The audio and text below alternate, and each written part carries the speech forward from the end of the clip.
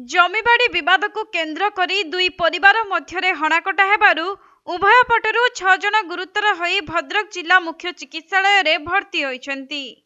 मिलिथिबा सूचना अनुसार भद्रक टाउन थाना अंतर्गत चरंपा बराल पोखरी 1 नंबर वार्ड रे जमीबाड़ी भागबांट को नहीं दलई एवं सेनापति परिवार मध्य दीर्घ 4 वर्ष धरी जमीबाड़ी विवाद लगी रहिथिला।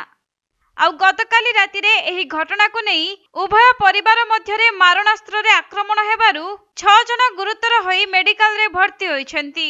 परे खबर पाई भद्रक टाउन थाना पुलिस घटनार तदंत आरंभ करिथिबा जणा पड़िछि।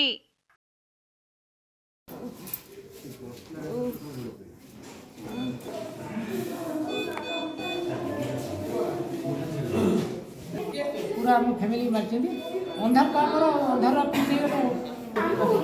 Bhadrak जिल्लारू Sunil दत्तଙ୍କ report Konark live.